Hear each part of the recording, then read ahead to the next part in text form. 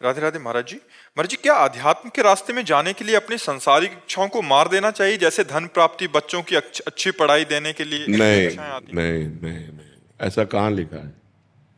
ऐसा कहीं लिखा नहीं है, ऐसा कहीं उपदेश नहीं। जो उपदेश दे ऐसा वो ठीक नहीं है। धन कमाना है लेकिन धर्म से युक्त होकर कमाना है, पाप कर्म करके नहीं। बच्चों को पढ़ाना है लेकिन उनको आदर्श की शिक्षा देनी है। जो बड़े महापुरुष हो गए वो शिक्षा देनी है। हमको गंदे बच्चे नहीं बनाने। माता पिता गुरु होते हैं, प्रथम गुरु होते हैं। खूब अच्छी पढ़ाई करो लेकिन उनको बैठ करके आदर्शमय शिक्षा भी दे।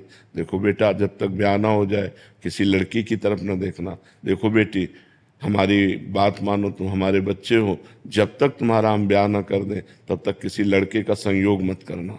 अगर कभी गलती हो जाए तो आप हमसे बताना, हम आपको सहयोग करेंगे। आधुनिक शिक्षा के साथ साथ उनको आध्यात्मिक शिक्षा देनी है। धन कमाने के साथ साथ हमें धर्म की भी रक्षा करनी है। तो कहीं भी ऐसा नहीं है कि आप ये ना करो, करो लेकिन धर्म युक्त होकर के करो, तो भगवान की भक्ति आध्यात्म पुष्ट होता है। बिना धर्म के अध्यात्म पुष्ट नहीं होता, और उसमें आपकी दुर्गति है। आपका हृदय जलेगा, आपका मन अशांत होगा, बात खुल जाएगी, समाज में निंदा होगी। अगर कानूनी अपराध है तो आप जेल जाओगे।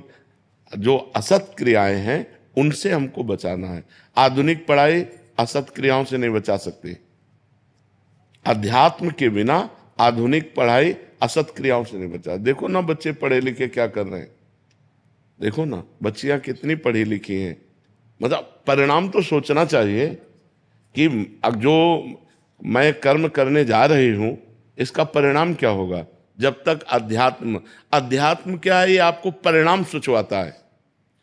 जो आधुनिक पढ़ाई है परिणाम नहीं सोची, वर्तमान की क्रिया केवल सोचती है।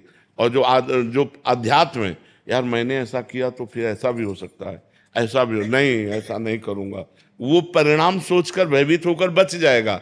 अध्यात्मवान, मान लो अध्यात्मवान को कुसंग हुआ तो परिणाम सोचेगा, इसका परिणाम क्या हो, अरे नहीं भाई ऐसा नहीं, समाज क्या कहेगी, नहीं नहीं ऐसा नहीं। और जो अध्यात्मवान नहीं है फिर वो ऐसे चोरी, हिंसा, पाप कर्म और ये सब गंदे आचरण करने लगते हैं। तो हमें लगता है आधुनिक पढ़ाई के साथ साथ बच्चों को अध्यात्म शिक्षा भी देनी चाहिए और धन कमाने के साथ साथ धर्म की रक्षा करनी चाहिए। धर्मयुक्त धन एकत्रित करना चाहिए। कोई भी अधिकारी आएगा तो आपको भयभीत नहीं होना पड़ेगा, क्योंकि आपके पास हिसाब है, और आएगा ही नहीं कोई। धर्म से चलने वाले के पास कोई नहीं आता है, आप पक्की समझ लेना। क्योंकि उसको इतना होता ही नहीं है, वो अपने परिवार का पोषण करके किसी तरह जी रहा है, लेकिन वो शांति से जी सकता है। और ये जितने अधर्म के हैं, जब इनकी पोल खुलती है तो इनकी दुर्दशा हो जाती है। पैसा जाता है, स्वयं जेल जाते हैं, समाज में बेइज्जती होती है। इसलिए घूस न ले, अधर्म का धन न ले, बेईमानी न करे, ईमानदारी से धन कमावे और नाम जप करे भगवान का, और अध्यात्म में अपने परिवार को चलावे।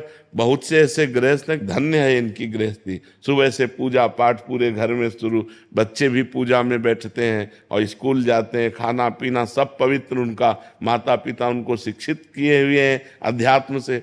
अब आज का वातावरण तो धीरे धीरे गिरता चला जा रहा है।